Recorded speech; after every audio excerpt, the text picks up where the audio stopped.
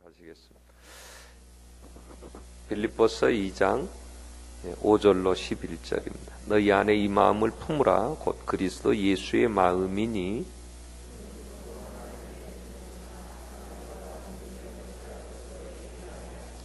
오히려 자기를 비워 종의 형체를 가지사 사람들과 같이 되셨고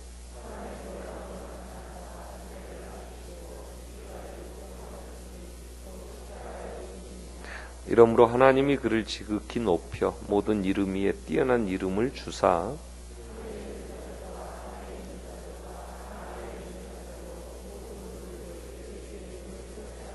같이 읽겠습니다. 모든 입으로 예수 그리스도를 주로 하시나이 하나님 아버지께 영광을 돌리게 하셨느니라. 아멘.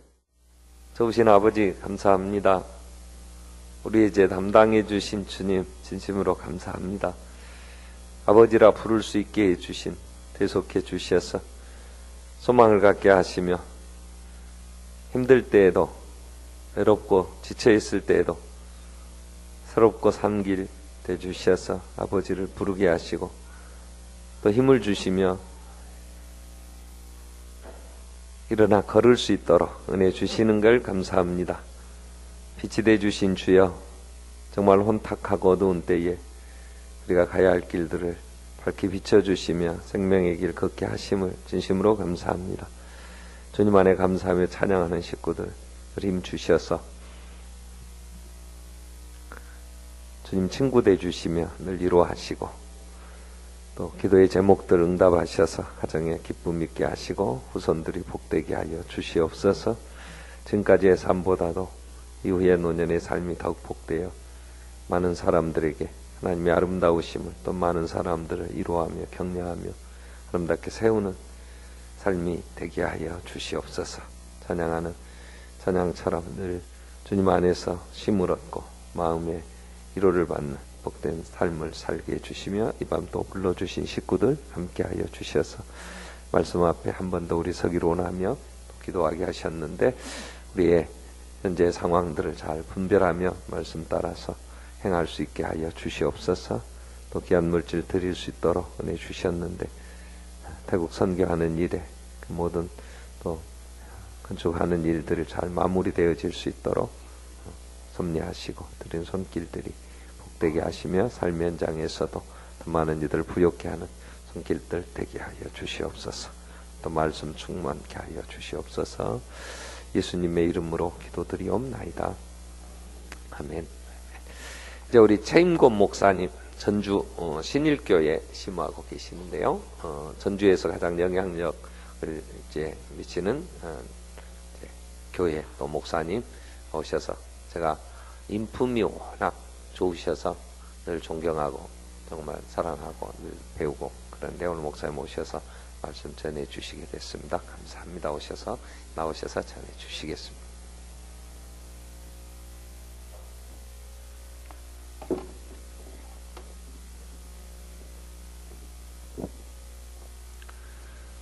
이 밤에 우리 반석교회 모든 성도님들 이렇게 만나 뵙게 돼서 하나님 앞에 감사를 드리고 또 저 개인적으로 매우 영광스럽게 생각합니다. 훌륭하신 목사님을 중심으로 해서 교회가 날마다 흥왕하고 은혜 가운데 성장하는 이 반석교회에 와서 목회도 조그맣게 하는 작은 교회를 여러분들에게 소개하게 되는 그런 그 영광을 얻게 돼서 얼마나 기쁘고 또 감격스러운지 모르겠습니다. 우리 최 목사님이 절대로 교회에 와서 교회 자랑을 좀 해달라고 그렇게 말씀을 하셔서 평소에 저는 성도들에게 항상 겸손해라, 뭐 자랑할 것이 뭐 얼마나 있다고 자랑하고 살지 말고 자랑하려면 예수님이나 자랑하고 늘 겸손하게 그리고 조용하게 살라 이렇게 설교를 하는 사람인데 교회를 자랑하려고 하니까 이거 어떻게 자랑을 해야 될까 고민을 좀 했습니다. 그런데 고민하다가 아이디어가 싹 떠오르더라고요. 왜냐하면 사도 바울이 내가 자랑할 것이 있다. 근데 그 자랑할 거는 예수 그리스도밖에 없다. 그랬잖아요. 자기가 자랑할 것은 그리스도밖에 없다라고 사도 바울이 얘기했어요. 잘 아시는 대로 사도 바울 공부 많이 한 사람입니다. 또 사도 바울 로마 시민권도 가지고 있는 사람입니다. 율법에는 대단한 실력을 가지고 있는 사람이었잖아요. 그런데 바울이 예수님 만나고 난 다음에는 그 모든 것 다 뒤로 하고 나에게는 오직 예수님밖에 없다. 예수님만 자랑했잖아요. 그래서 제 생각에는 교회를 사랑하는 것은 그리스도는 교회의 머리고 우리 교회는 그리스도의 몸이다. 그러니까 결국 교회를 자랑하는 것은 그리스도를 자랑하는 거구나, 이렇게 생각이 됐어요. 그래서 오늘 제가 저희 교회를 얘기하면서 자랑하는 것은 저희 교회 자랑이 아니고 결국 그리스도를 자랑하는 것이다. 여러분들이 그렇게 생각하시고 이해해 주시고 또 마음으로 박수를 좀 쳐주시면 좋을 것 같습니다. 먼저 저희 교회 소개를 해드리면서 교회 순서, 소개해드릴 순서를 한번 화면으로 보겠습니다. 교회 현황을 말씀드릴 거고요. 예배와 조직관리, 그리고 양육은 어떻게, 그리고 봉사와 섬김, 친교와 나눔, 이렇게 나눠서 말씀드리겠는데, 대개 교회들이 일반적으로 하는 일들은 저희 교회도 다 하고 있으니까 저희 교회가 하고 있는 특별한 일들만 여러분들에게 말씀을 드리려고 합니다. 먼저 교회 현황을 잠깐 말씀을 드리겠습니다. 저희 교회는 1976년 미국의 남장로 교회의 조요섭 목사라고 하시는 미국 선교사가 계셨는데요. 그 선교사의 후원을 받아서 안종철 목사님이라는 분이 대지 110평에다가 50평짜리 예배당을 지어서 교회를 시작했습니다. 그리고 목사님이 13년 계시다가 미국으로 두 아들과 하나의 딸을 데리고 이민을 가셨습니다. 그리고 나서 제가 1987년 12월 달에 신일교회에 부임하게 돼서 88년 우리 올림픽이 열리던 해부터 신일교회에서 제가 사역을 시작했습니다. 사역을 시작하다가 50평 예배당을 가지고 지내다가 조금 지나다 보니까 좁더라고요. 11시 예배에 오시는 성도님들이 앉을 자리가 부족하고, 그래서 예배당을 짓자 그래가지고 447평에 1203평의 예배당을 건축을 했는데 그게 1995년이었습니다. 예배당을 건축할 때 450명 정도 성도들이 모였었는데 1995년에 예배당을 건축하고 난 다음에 1년에 한 100명씩 성도들이 증가를 했어요. 1년에 100명씩. 그래서 예배당 짓고 난 다음에 부채가 좀 있었는데 만 5년이 되니까 그 부채를 다 갚을 수가 있었습니다. 그렇게 해서 교회가 지내게 되는데 조금 지나니까 교육관도 부족하고 여러 가지 불편한 점들이 자꾸 생기게 돼서 우리가 그 옆에 있는 땅들을 좀 마련해 가지고 대지 785평에다가 1209평의 교육관을 건축했습니다. 2009년도에 교육관을 건축해서 지금 그 교육관을 현재 사용하고 있는 중입니다. 저희 교회는 주일날 1, 2, 3부 그리고 청년들 따로 예배 드리는데 평균 1,300명 내지 1,400명 정도 집회하고 있고요. 부목사님들 3분 계시고 전도사님, 전임전도사 3분, 교육전도사들이 있고요.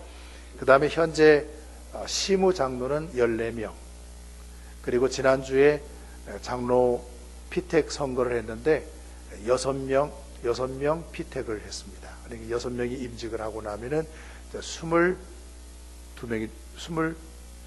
되는 거죠. 딱 20명. 네. 그리고 이제 항존직 직분자들, 안수집사와 권사, 이렇게 해서 약 300명 정도 있고요. 서리집사는 약 577명 정도가 지금 교회를 섬기고 있습니다. 교회는 모두 기관들이 있잖아요. 여전도회나 남선교회나 이런 기관들이 있는데 저희 교회도 남선교회는 나이별로 분류를 해서 8개의 남선교회가 있고 여전도회는 12개의 여전도회가 있습니다. 재직회 부서는 한 10개 부서가 있고요.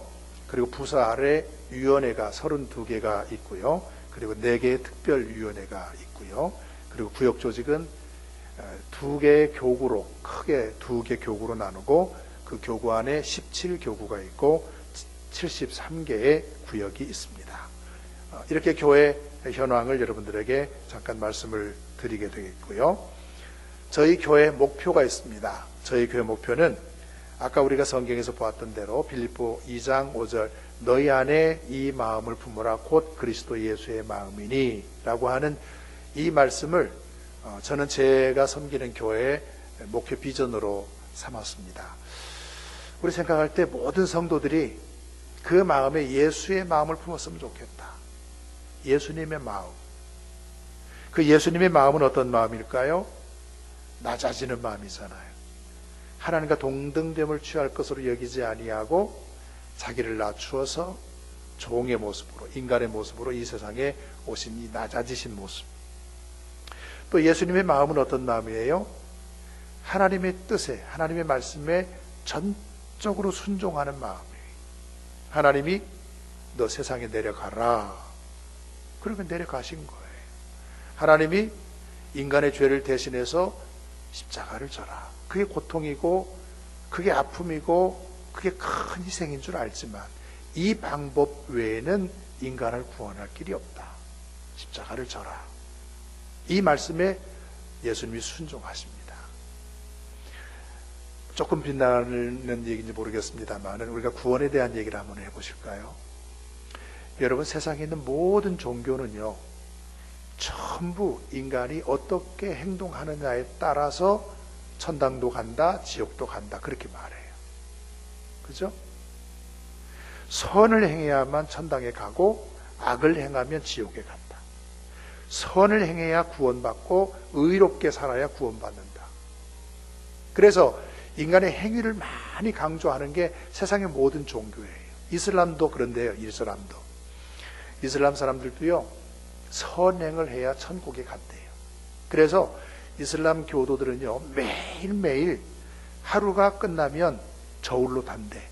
내가 오늘 살면서 선행을 더 많이 해서 선행이 더 무겁냐, 악을 행해서 악이 더 무겁냐, 이게 매일매일 저울로 단대요. 그러니까 내가 선을 했냐 악을 했냐 얼마나 여기에 긴장이 되고 불안하고 초조하겠습니까? 평생을 그렇게 살아야 돼요. 평생을. 그런데 여러분 잘 아시는 대로 지하드라고 하는 성전, 소위 알라를 위해서 싸우는 그 싸움에 참여하는 지하드가 있잖아요. 이 지하드에 참여해가지고 알라를 위해서 자기의 생명을 바치는 사람은 선행을 하지 않고 선행 그런 거 안 따지고 바로 천국으로 간대. 바로 천국으로 가고, 이슬람 지역은요, 한 남자가 4여자를 데리고 산대요. 그래가지고 이슬람 지역에서는 여자들이 품귀 현상이래. 여자들이 모자라. 왜냐하면 한 남자가 4여자를 데리고 사니까 여자가 모자라죠. 그런데 지하드에 들어가서 알라를 위해서 희생하면 바로 천국에 가고 천국에 가서 7여자와 결혼해서 산다. 그래서 이슬람 청년들이 자살 폭탄 테러도 하고 안 되는 거예요. 그게 말이나 되는 얘기입니까? 세상의 모든 종교는 다 행위, 이걸 강조하는데 우리 기독교는 그게 아니잖아요. 인간의 행위로는 의롭게 될 자가 없다. 하나님의 아들 예수 그리스도, 이분을 믿어라. 너희들의 죄를 대속해서 십자가에 달려 죽은 걸 믿으면 구원받는다. 할렐루야. 그거예요. 그래서 우리가 예수 그리스도를 믿는 거예요. 내 행위로 구원받으려는 게 아니고 우리 주님을 믿는 믿음으로. 그런데 우리에게 구원을 주시기 위해서 예수님은 철저하게 순종하셨어요. 그래서 순종하는 마음. 우리가 교회를 섬기고 믿음 생활할 때에 교회 안에서도 철저하게 순종하자. 그리고 세 번째는 헌신하는 마음. 자기의 생명을 다 내놓으셨잖아요. 그게 예수님의 마음입니다. 그래서 우리 저희 교회는 예수의 마음을 품는 교회, 그래서 낮아지자, 순종하자, 희생하자, 이렇게 세 가지를 성도들에게 말씀하고 있습니다. 자, 교회 생활의 10대 강령이나 1호 사구 캠페인은 그냥 넘어가고 바로 예배와 조직 관리로 가보도록 하겠습니다. 저희 교회는 주일날 오후 예배를 오후 2시에 드립니다. 오후 2시 예배를 드리는데 제가 예배를 드려보면 그래요. 주일날 난 예배 드리고 나서 오후 2시 예배를 드리는데 매월 첫째 주 주일날은 헌신 예배를 드리고 그 외에 나머지는 그냥 보통 예배를 또 드리는 거예요. 아니, 낮에 목사님이 낮 예배 설교 준비해가지고 열심히 낮에 하나님의 말씀을 전했는데 불과 2시간, 3시간 후에 다시 모여가지고 또 다른 설교를 해서 낮에 들은 걸 잊어버리게 만드는 그런 이상한 예배 시간이 되더라고요. 그래서 이거 뭔가 좀 바꿨으면 좋겠다. 그런 생각을 하다가 이렇게 저희 교회는 오후 예배를 바꿨습니다. 매월 첫 번째 주는 헌신 예배, 기관들이 있기 때문에 헌신 예배를 드리고 매월 두 번째 주 오후 예배는 성찬 시간입니다. 무조건 성찬식을 합니다. 그 다음에 세 번째 주 오후 예배는 찬양 예배. 아까 여기 찬양팀들 찬양했잖아요.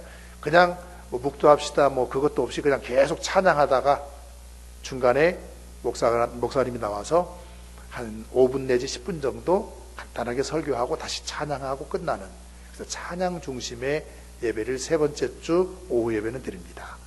그리고 네 번째 주에는 간증 예배를 드린다든지 또 누구를 초청해서 찬양 예배를 드린다든지 그럴 수도 있고요. 아니면 네 번째 주는 또 어떤 때는 그냥 보통 예배처럼 그냥 드려요. 그리고 다섯 번째 주, 12달을 지내는 동안에 다섯 번째 주가 들은 때는 몇 개 안 되거든요. 근데 이 다섯 번째 주에는 저희 교회는 야외 예배를 드립니다. 그냥 밖에 나가서 야외 예배를 드리고, 좋은 계절에는 산 밑에서 예배를 드리고 등산을 하기도 하고, 또 아니면 어떤 천변에 가서 예배를 드리고 그 천변에 있는 청소, 쓰레기도 줍기도 하고, 환경 미화를 위한 봉사하는 일도 하고, 이렇게 해서 야외에 나가서 드리고, 또 어떤 때는 특별한 기관을 방문하기도 합니다. 전주에는 탄소산업연구소가 있잖아요. 탄소산업연구소에 가서 예배를 드리고, 그 탄소가 도대체 뭔지, 이걸 가지고 뭐 하는 건지, 어떻게 해야 돈을 버는 건지, 이런 것들을 저희들이 견학을 하기도 합니다.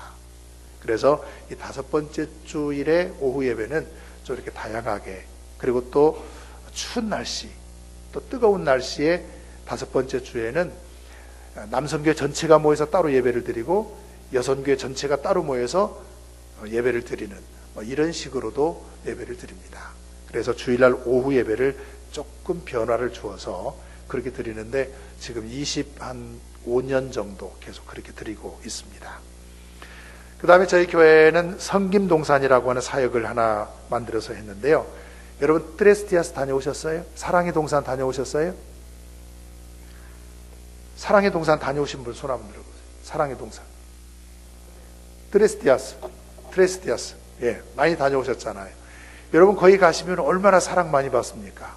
정말 사랑 많이 받아요. 주님의 사랑 많이 받아요.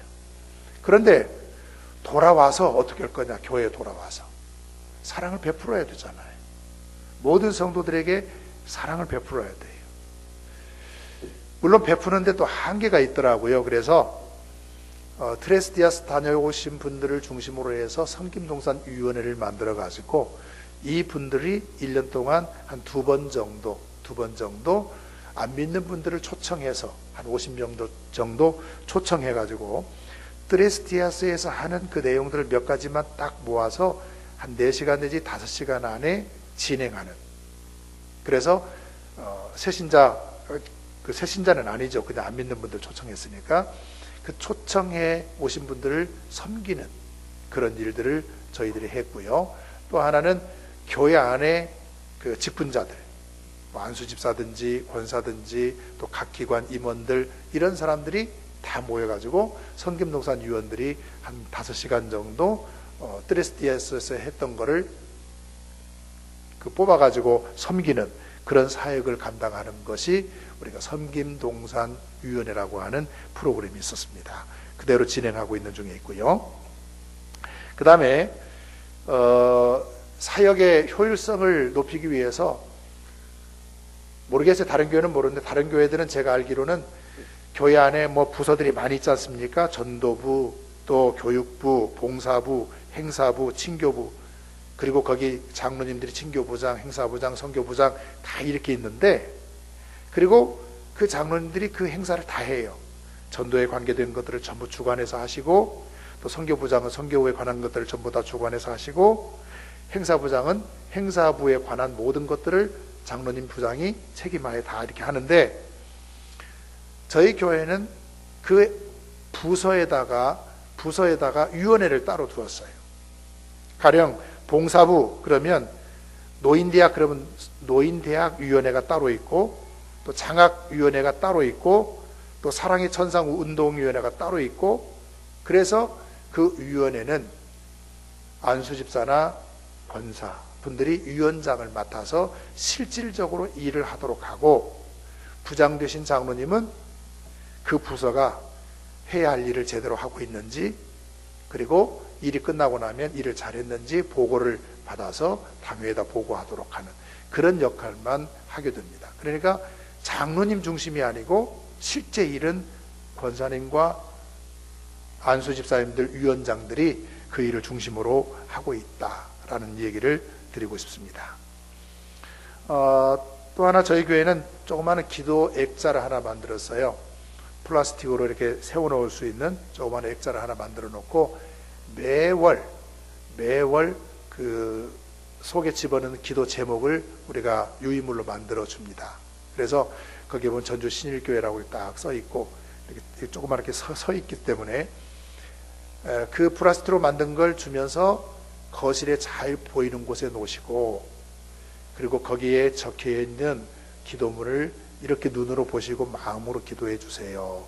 그렇게 해서 기도 액자를 하나씩 드리는데, 물론 이 기도 액자는 가지고 가신 분들이 그 기도의 내용을 하는 것도 중요하지만, 거실에 잘 보이는 곳에 액자를 딱 놓음으로 말미암아서 항상 교회를 볼 수 있잖아요. 전주 신일교회 이렇게 써 있기 때문에 항상 교회를 볼 수 있으면서 마음으로 교회와 소통하게 되는, 교회를 생각하고 교회를 위해서 기도하는 그런 마음도 가질 수 있다라고 생각이 돼서 조그마한 기도 액자를 만들어서 성도님들 가정에 하나씩 나누어 드리고 그 액자를 보면서 기도하도록 그렇게 합니다. 그리고 매월 기도 제목을 인쇄해서 따로 나누어 드리면 갖다 끼기만 하면 됩니다. 그 다음에 저희 교회가 하고 있는 프로그램 가운데 하나는 양육 프로그램을 보겠습니다. 거기에 보면 영 컨퍼런스라고 하는 게 있습니다. 저희 교회도 이제 40년, 내년이 40년 되거든요. 그러다 보니까 나이 드신 어른들이 상당히 많이 계시고요. 또 저희 교회 주변에 있는 교회들을 보니까 65세 이상 되신 어른들이 70%, 75%, 80% 그래요. 제가 그 통계를 보면서 깜짝 놀랐어요.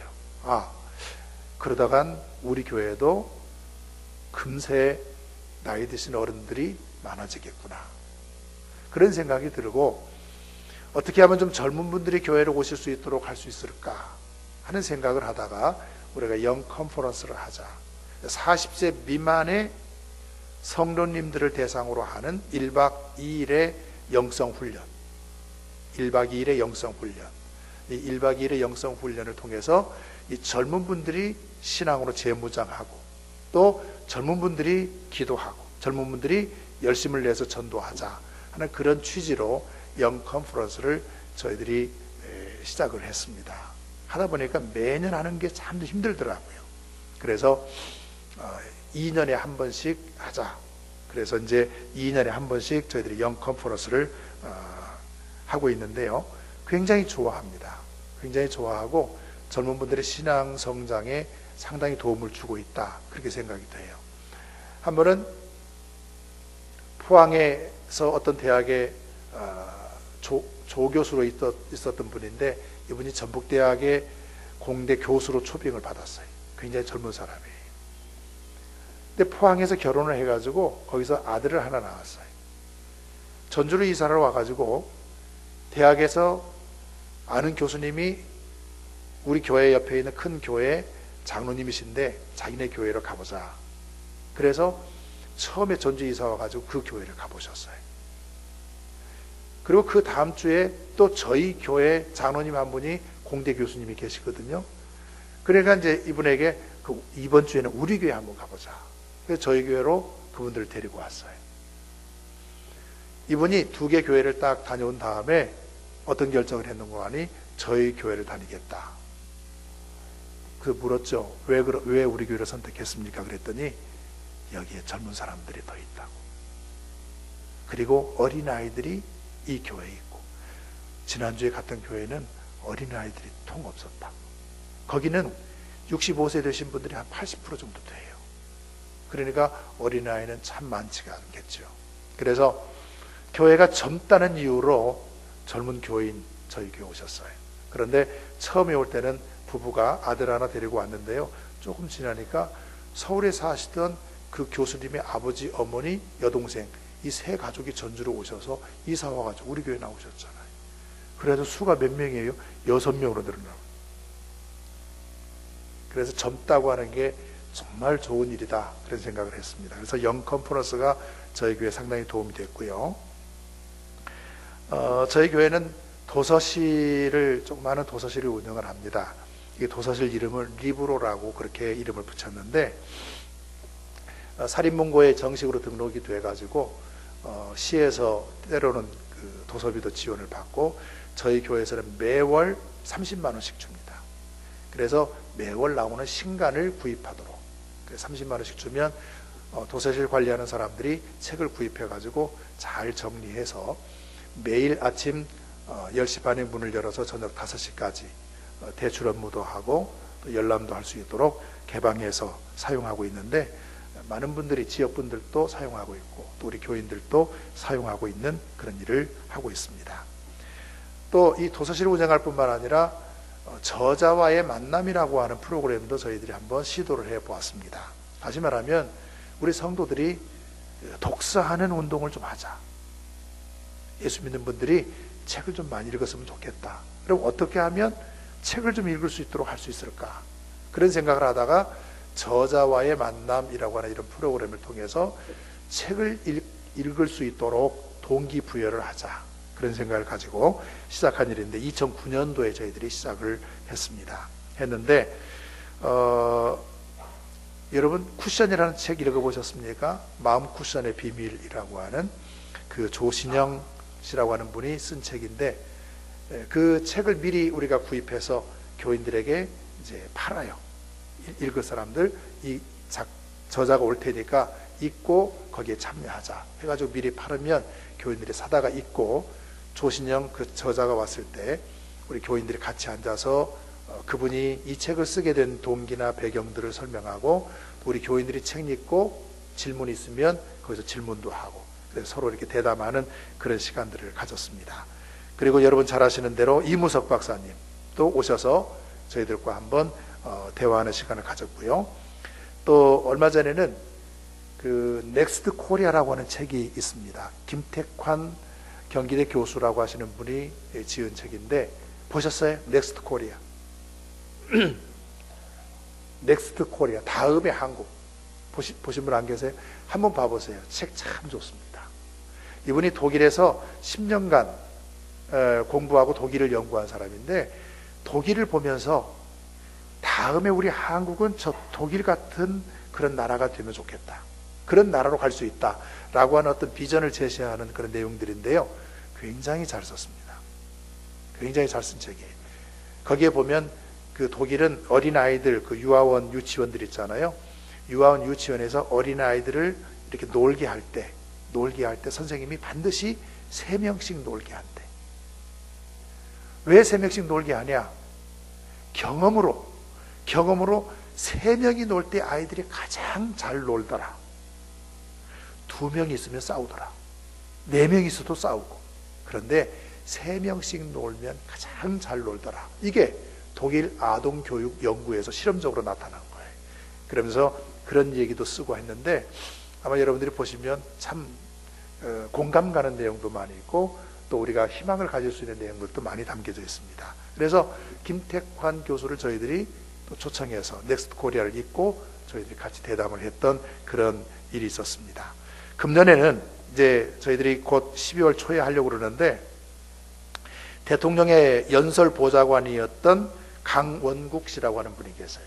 그분인데 대통령의 글쓰기라고 하는 책을 썼습니다. 그래서 저희들이 대통령의 글쓰기라고 하는 책을 교인들에게 먼저 알려주고 읽고, 그리고 그분 초청해 오셨을 때 같이 대담하려고 하는 그런 계획을 세우고 있습니다. 1년에 한 번 정도 이 일을 하고 있습니다. 그 다음에 봉사와 섬김의 내용들을 보게 되면 이 성교복지대학이라고 하는 건 노인대학이었어요. 저희가 1996년부터 노인대학을 쭉 했었습니다. 굉장히 잘했어요. 제가 노인대학을 하면서 우리 권사님들에게 부탁한 거는 점심을 맛있게 해드리라고, 그리고 반찬을 여러 가지 해드리라고. 저 어른들이 노인대학에 와서 뭐 강의 듣고 배워서 어디다 쓰겠냐고. 이쪽으로 들으면 이쪽으로 빠져나가 다 잊어버리는데 그저 점심 들으러 오시는 거니까 맛있게 반찬해서 드리라고. 그래서 보통 노인대학에 이렇게 식사 대접할 때 보면 반찬이 8가지 정도는 되셨어요. 이 어른들이 다른 교회에서 하는 노인대학 가서 반찬 가지수를 세봐. 하나, 둘, 셋. 하나, 둘, 셋, 넷. 그리고 오셔서 평가해. 신일교회가 제일 잘해준다고. 그래서 사실 어른들 식사 대접하는 거에 상당히 신경을 쓰고 잘 대접해 드렸는데 작년부터 문제가 생겨요. 문제는 수요일 날 오전에 노인대학하고 점심에 식사 대접을 해드렸는데 밥할 사람이 없어. 여자 집사님 권사님들 가운데서 수요일 날 나오셔서 음식을 만들어 주실 분이 안 계시는 거예요. 아무리 찾아봐도 사람이 없어요. 그래서 고민하다가 노인대학은 그만합시다.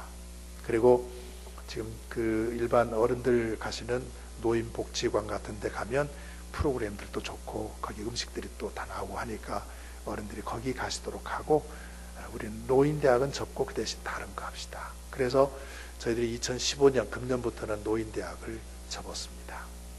오랫동안 했는데 이 노인대학은 저희들이 이제 더 이상 하지 않는 그런 프로그램이기도 합니다. 그 다음에 저희 교회가 사랑의 천사운동, 저는 정말 이거 자랑하고 싶어요. 사랑의 천사운동. 우리가 보통 성화 있잖아요. 성화. 이 성화 같은 거를 크게 확대해. 액자 뭐 이거보다는 조금 작게 확대를 해가지고요, 큰 그림을 종이에다가 확대를 해서 그거를 딱 줄을 쳐서 1004조각을 내는 거예요. 1004조각을 내서 뒤에다 다 번호를 써야 되겠죠. 뒤쪽에다 1, 2, 3, 4 이런 1004번. 이 1004장을 붙이면 그림 하나가 완성이 되잖아요. 그런데 그림 하나가, 쪽지 하나가 10,000원이에요. 10,000원.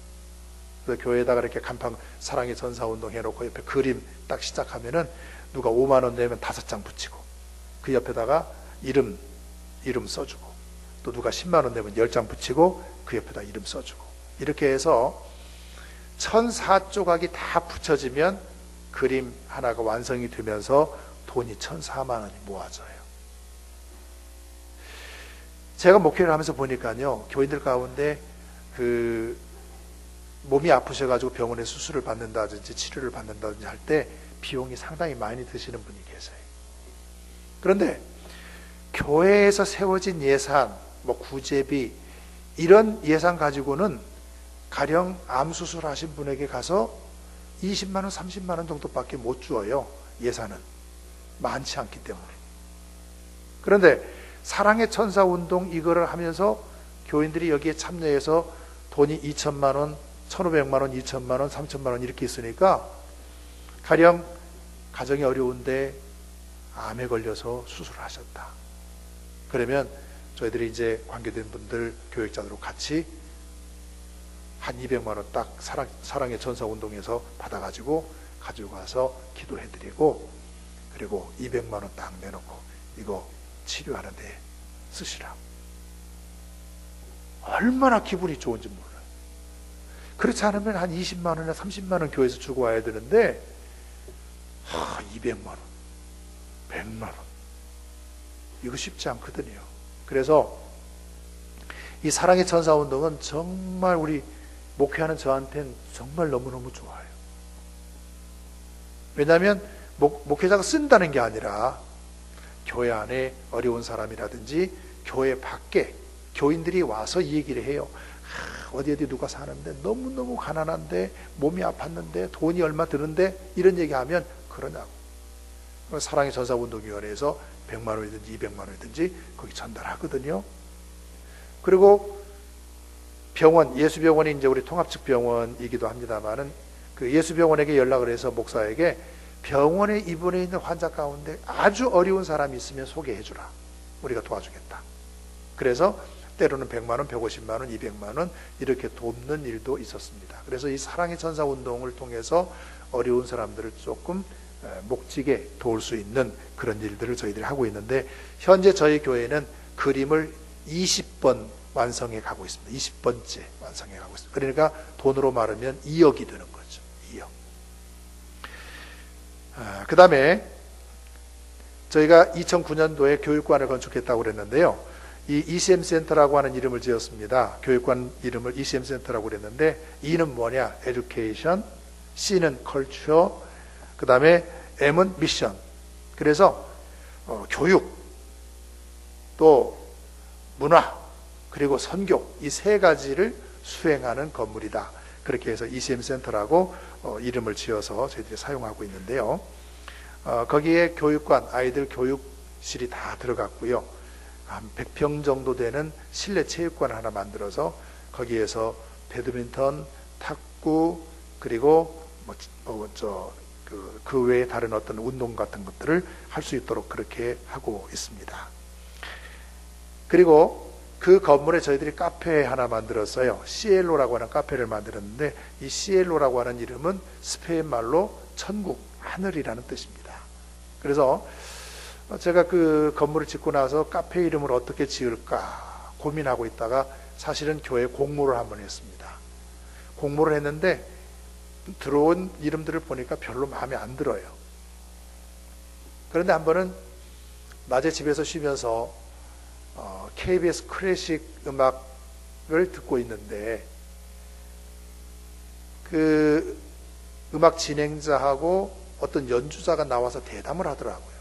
그 대담을 가만히 들어보니까 이 연주자의 팀이 있는데 그 팀의 이름이 뭔가 하니 시엘로스 앙상블이에요. 시엘로스 앙상블.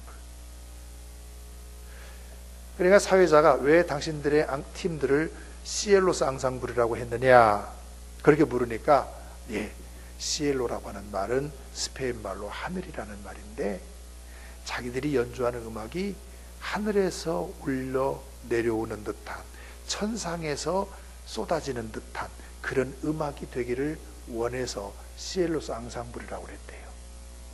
그거 들으니까 그럴듯해요. 제 마음에 야, 그래 우리 카페를 시엘로라고 이름을 짓고 저 시엘로스 앙상블을 초청해가지고 카페 오픈하면서 연주회하고 카페에서 리셉션하고 그거 괜찮겠다. 그래가지고요 제가 시엘로라고 하는 이름을 붙이고서 시엘로스 앙상블을 초청할 수 있도록 한번 타협을 해보라고 시켰더니 세상에 5명이 서울에서 내려오는데 700만 원 달래. 700만 원. 얼마요? 700만 원. 5명 내려오는데 700만 원 달래. 그런데 그때 지금 교육관 그 건축하고 부채가 30억이나 있는데 700만 원이나 들여가지고 5명 데려가서 음악한다고 삐삐삐삐 하면 장로들이 이뻐하겠어요? 그래서 이건 아니다. 너무 돈이 많이 든다. 그래서 이름만 시엘로로 짓고 시엘로스 앙상블은 다음에 초청하자. 그리고 2년이 지난 다음에 제가 얘기해서 초청 한번 해보자. 그래서 연락했더니 해체돼 버렸어요. 그래서 다른 음악팀을 데려다가 한번 연주회를 가진 적은 있습니다. 그런데 카페라는데요, 우리 권사님들, 집사님들께서 바리스타 교육을 받고 또 그 외에 바리스타 아닌 분들은 시간을 정해놓고 오셔서 하루에 3교대로 옆에 와서 돕는 그런 또 집사님, 권사님들이 계시는데 수입에서 그러니까 월급은 하나도 없어요. 일하시는 분들 월급은 하나도 없습니다. 다 무료로 봉사하시는데 매월 수입해 가지고 교회에다가 300만 원씩 내놓습니다. 사회봉사비로. 이익금에. 그리고 나머지는 재료비로 쓰고. 그리고 재료비 쓰고 난 다음에 한 100만 원이나 150만 원 정도 남아요. 왜냐하면 월급을 안 주니까, 인건비가 안 들어가니까. 그래서 그거는 모아놨다가 연말 12월 성탄절 전에 카페 봉사하신 모든 분들을 식당에 초청해서 1년 동안 수고 많으셨습니다. 식사 맛있게 대접해드리고 봉투 넣어서 조금씩 드려요. 조금씩. 1년 동안 수고했다. 그걸로 나눕니다. 그래서 저희들이 지금 사용하는데요. 장사가 꽤 잘 돼요. 이 양반들 놀래지도 않아요. 장사가 잘 된다. 장사가 잘 된다고요. 한참 잘 되는 그 달에는요, 한 1,100만 원, 1,200만 원 정도 수입도 하고요, 카페에서. 그러니까 장사가 꽤 잘 되는 편이에요. 그래서 이 카페 때문에 재미를 톡톡히 보고 있습니다. 그런데 제가 사장이거든요. 구청에 등록한 사람이 전데 주일날만 공짜로 먹고 평일에는 반드시 돈 내고 먹습니다. 아니, 내가 공짜로 먹으면 부목사 지네들도 가서 공짜로 먹을 거 아니야. 그렇잖아요? 또 부목사들이 공짜로 먹으면 전도사들도 가서 공짜로 먹을 거 아니야. 그러니까 부목사들도 돈 주고 사 먹으라고 내가 꼭 돈 내고 먹습니다. 저희 교회 아까 말씀드린 대로 목사님 계시고 전임 전도사님도 좀 계시는데 그분들에게 많지는 않지만 한 달에 그 활동비로 50만 원씩 줘요. 그런 가지고 차도 사 먹으라 이거지. 그렇게 해서 카페를 운영하는데요. 사실은 제가 이 카페를 시작하게 된 배경이 그래요. 제가 30대에 전주 근교에서 목회를 했는데 안수를 33살에 받았으니까요. 그때 전주에 나오면 그래도 카페, 다방에 가면, 찻집에, 커피 전문점에 가면은 클래식 음악을 들으면서 커피를 마실 수 있는 데가 있었어요. 그런데 어느 날 한 10년 정도 돼서 10년 좀 넘었을까요? 시내 중심에 있는 교회에서 우리 노예 목사님들 회의하고 저녁 먹고 난 다음에 4명의 목사님들이 커피 전문점 카페에 가서 잠깐 얘기하자 해가지고 카페를 들어갔어요. 양복 입고 넥타이 다 메고 딱 들어갔더니 젊은 녀석이 딱 앞에 나오더니 어떻게 오셨니? 차 마시러 왔다 그랬더니 자리가 없대. 눈으로 금방 보면 자리가 비어 있는데 자리가 없대는 거예요. 2군데서 쫓겨났습니다. 가만히 생각해 보니까 그 이유가 그래요. 지금 젊은 사람들이 와서 여기 노는데 당신들은 늙었으니까 오지 마라 이거지. 쫓겨났어요. 갈 데가 없더라고요. 그러면 호텔 커피숍에 가야 되는데 호텔 커피숍 가면 비싸잖아요. 갈 데가 없어요. 그래서 제 마음에 우리 나이 드신 분들이 좀 자유롭게 갈 수 있는, 그리고 클래식 음악도 들으면서 차 마실 수 있는 이런 꿈을 꾸다가 교육관을 건축하면서 저희들이 적극적으로 카페를 집어넣어서 지금 카페를 운영하고 있고, 저희 카페는 음악이 반드시 클래식만 틀도록 되어 있습니다. 다른 음악 들으면 내가 바로 바꿔버려요. 처음에 우리 권사님들하고 얼마나 싸웠는지 몰라요. 내가 클래식 틀어놓고 나갔는데 나가서 한 2시간 있다 와서 보면 다른 노래로 바뀌었어요. 그럼 내가 다시 또 클래식으로 바꿔놓고 한 1년 동안 싸웠어요. 1년 동안. 근데 이제는 아예 손 안 대. 아무도 손 안 대. 그냥 클래식 음악 계속 나올 수 있도록 그렇게 해놓고 있습니다. 그래서 우리 나이 드신 어른들이 저희 교회 그 카페에는 굉장히 많이 오시는 편이고요. 그 다음에 교육관을 건축하고 저 맨 위층 4층에 세미나실이 있는데, 이 세미나실에다가 저희들이 그 영화를 상영할 수 있도록 그 시설 투자를 좀 해봤습니다.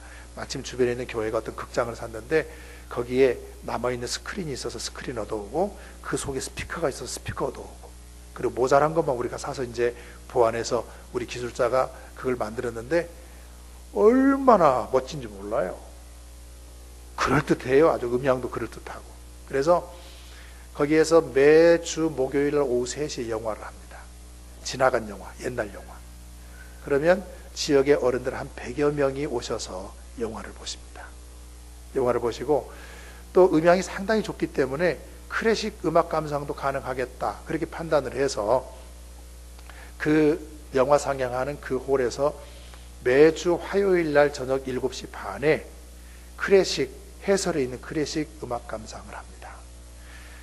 전주대에서 교수를 하셨던 최종문 교수라는 분이 계시는데 그분이 본래 서울이 집이세요. 이분이 경복고를 나오시고 고려대학 법대를 졸업하신 분인데요. 고등학교 때부터 클래식 음악에 심취해서 음반을 많이 모아놨어요. 제가 우리 그 세미나실에 음향을 다 만들어 놓고 교수님 한번 모시고 음악을 틀어봤어요.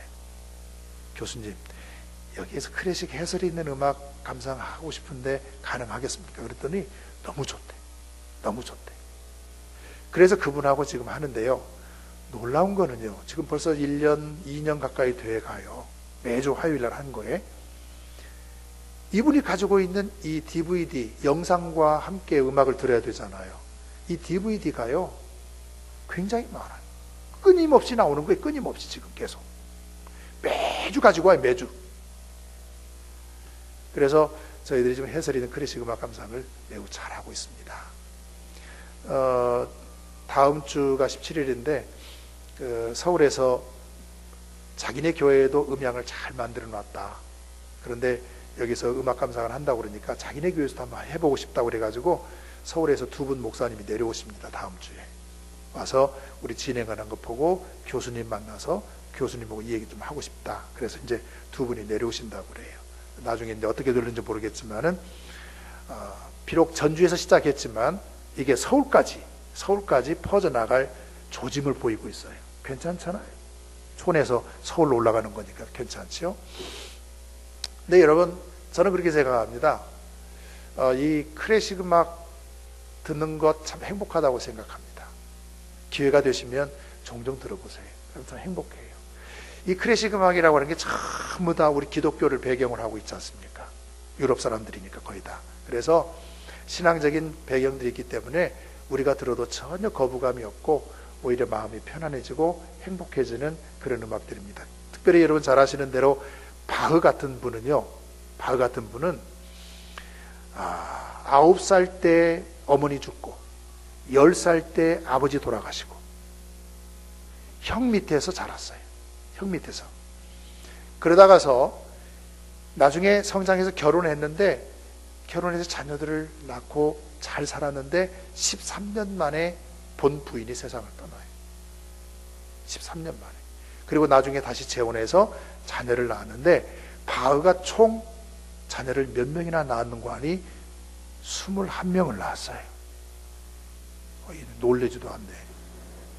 몇 명이요? 21명.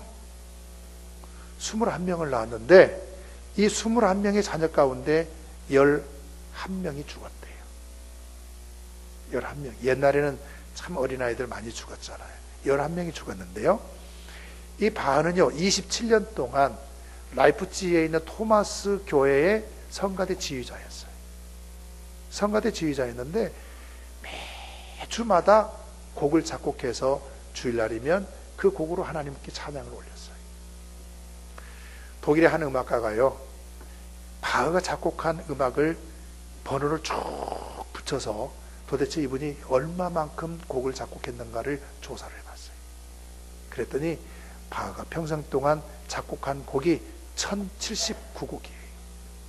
1079곡. 그런데 이 1079곡을요, 일주일에 한 곡씩 작곡한다고 했을 때에 횟수로 얼마가 걸리냐? 20년이 걸리더라는 거예요. 20년. 20년 동안 매주 한 곡씩 작곡해야 1079곡을 작곡하는 거예요.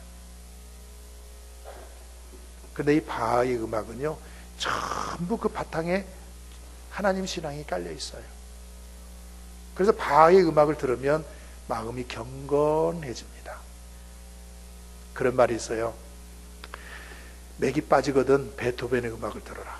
베토벤은 힘찬 곡이니까. 삶이 왠지 재미가 없고 심심하다, 그런 생각이 들으면 모차르트의 음악을 들어라. 모차르트의 음악을 들으면 생동감이 넘치고 재미가 난대. 그래서 그 레스토랑 같은 데도 모차르트 음악을 틀어놓으면 사람들이 밥을 더 잘 먹는데, 맛있게 먹는데. 그리고 포도주 있잖아요. 포도주 생산하는 그 공장이나 그 농가에서는 포도주를 저장하잖아요. 오크통에 넣어가지고 저장을 하잖아요. 저장을 해놓고 거기에다 무슨 음악을 틀어놓는 거 아니? 모차르트 음악을 틀어놔. 모차르트 음악을 틀어놓으면 포도주가 굉장히 맛있어진대. 그래서 책이 그런 게 나왔잖아요. 모차르트 이펙트라고 하는 책도 나왔잖아요. 모차르트 음악이 굉장히 재밌게 만들어요. 그런데 모차르트가 몇 살에 죽었죠? 모차르트가 몇 살에 죽은 줄 아세요? 35살에 죽었어요. 35살에. 천재예요. 35살에 죽었는데도 우리가 클래식 방송을 틀어놓고 있으면 그 방송 듣는 가운데 모차르트 음악이 한 곡이나 두 곡 정도는 나와요. 얼마나 위대한 사람인지 몰라요. 그리고 왠지 자꾸 내 마음이 타락해지고 육체적인 욕망, 세속적인 욕망에 빠져들 때는 바의 음악을 들어라. 그러면 경건해진다. 신앙이 다시 회복이 된다. 그런 말을 해요. 그래서 여러분들이 그런 음악을 듣는 것도 좋으리라고 생각합니다. 저희 교회 찬양대가 6개가 있습니다. 저희 교회 찬양대가 6개가 있는데 저희 교회는 찬양대에 들어가는 돈이 1년에 2억이 넘습니다. 찬양대에 들어가는 돈이 2억이 넘어요. 지휘자, 반주자, 찬양대 운영비 전체. 별로 안 들어가죠? 2억이면 별로 안 들어가죠? 또 저희 교회는 파이프 오르겐은 없어요. 파이프 오르겐은 없는데 전자 오르겐이 있는데 전자 오르겐이 알렌 전자 오르겐인데 그 1억 5천만 원 줬어요. 1억 5천만 원 주고 저희 교회 피아노가 있는데 교회 예배당에서 쓰는 피아노 가와이 피아노 그거 3천만 원 줬어요. 그래서 교회에서 쓰는 피아노, 교회에서 쓰는 오르간 상당히 비싼 걸 쓰고 있는 편입니다. 그래서 어떤 음악적인 것들을 굉장히 소중하게 생각하는 그런 쪽으로 목회를 하고 있습니다. 죄송하지만 찬양대가 찬양을 딱 하는데 제 마음에 안 들면 제가 아멘 안 해버려요. 찬양대를 또 매주 하다 보니까 잘 못할 때도 있잖아요. 그러잖아요. 내가 이해하고 아멘 해야 되는데 왠지 시원찮고 잘 못하면 아멘이 안 나와. 아멘을 안 해. 그러니까 이 찬양대 하는 분들이 굉장히 내 눈치를 많이 봐요. 제가 아멘 하면 좀 잘한 거고 안 하면 왠지 찜찜한 거예요. 오늘 잘못한 거예요. 이제 말은 안 해도 왜 잘못했냐 이런 말은 절대 안 합니다. 그러나 아멘이 잘 안 나와. 잘 연습해서 해야 된다는 얘기죠. 그래서 저희 찬양대는 참 열심히 지원하고 있고요. 제가 또 많은 관심을 갖고 있습니다. 전주에 여러 교회들이 있지만은 전주에서 교회 음악을 제일 잘하는 교회 음악을 제일 잘하는 교회. 그러면 아마 전주 가서 물어보세요. 전주 신일교회라고 그럴 거예요. 전주 신일교회가 제일 잘한다. 그런 말 듣고 싶어요. 정말 잘하는 음악을 잘하는 교회. 그래서 하나님 찬양을 잘하는 교회가 되고 싶은 그런 생각이 있습니다. 그리고 저희 교회는 친교회 나눔 프로그램은 테마 기행이 있어서요. 1년에 한 2번이나 3번 정도 어떤 그냥 여행 가는 게 아니고 유적지를 이렇게 가면서 메모 다 해서 교인들에게 나눠드리고 차 안에서 설명하면서 유적지를 이렇게 다녀오는 테마 기행을 저희들이 하고 있습니다. 그리고 스포츠 선교회가 있어서 이 스포츠 선교회를 통해서 친교도 또 전도도 하고 있는 그런 일들을 저희들이 하고 있습니다. 작은 교회지만은 나름대로 열심히 하고 있어요. 여러분 우리 개신교가 인류 문명을 이렇게 변혁시키는데 엄청난 기여를 한 겁니다. 옛날 캐톨릭은 전부 라틴어로 된 성경을 읽었잖아요. 그런데 이 성경을 번역해서 영국으로 간 선교사들이 개혁자들이 영국 사람들에게 성경을 주니까 성경을 못 읽어. 영어를 못 읽어요. 그래서 영국에서 처음으로 주일학교를 만들었어요. 주일학교를 만들어서 만든 목적이 뭐냐? 글 가르치기 위해서 만든 거예요. 영어를 가르친 거예요. 거기서. 그러니까 영어를 배우니까 이 사람들이 글을 깨닫게 되니까 지식적인 욕구가 생기잖아요. 지식적인 욕구가 생기면서 영국에 신문사가 생겨요. 신문사가 생기면서 뭐가 일어났습니까? 영국에서 산업혁명이 일어났잖아요. 산업혁명이 영국에서 일어납니다. 그리고 이 산업혁명이 일어난 이 영국에서 청교도들이 다시 미국에 건너와서 그 영국에서 가졌던 그 신앙을 그대로 가지고 미국으로 가잖아요. 여러분, 이 개신교회가 사실은 정말로 남녀 평등도 다 무너뜨린 게 개신교회예요. 또 이 개신교회는 모든 사람들이 글을 배워야 된다, 교육을 받아야 된다라고 했던 데가 바로 개신교회예요. 사실 우리나라가 이만큼 발전한 데에도 개신교의 역할이 크잖아요. 선교사들이 들어와서 학교를 세워서 남자 여자 다 공부할 수 있도록 했고, 상놈도 와서 공부할 수 있도록 했고, 백정 자식들도 와서 학교 다니게 했어요. 그래서 모든 사람들이 다 공부할 수 있는 교육의 균등 자유를 줬잖아요. 그런데 요즘에 개신교 세상 사람들이 돌만 던지려고 그래요. 그래서 저는 생각할 때 우리가 하나님 앞에 나와 예배하고 기도하고 영적인 힘을 가지고 살아야 되고, 더 나아가서 우리 이 사회에 문화 변혁을 시켜야 된다. 문화 변혁을 시켜야 된다. 그런 측면에서 저희 교회가 하는 프로그램들이 조금이라도 역할을 하고 있지 않나, 그런 생각을 하면서 잘 못하지만 기도하면서 이 일을 감당하고 있습니다. 여러분들이 기억해 주시고 우리 함께 하나님의 나라를 세우는 일에 같이 협력해 주시기를 바랍니다. 기도하겠습니다.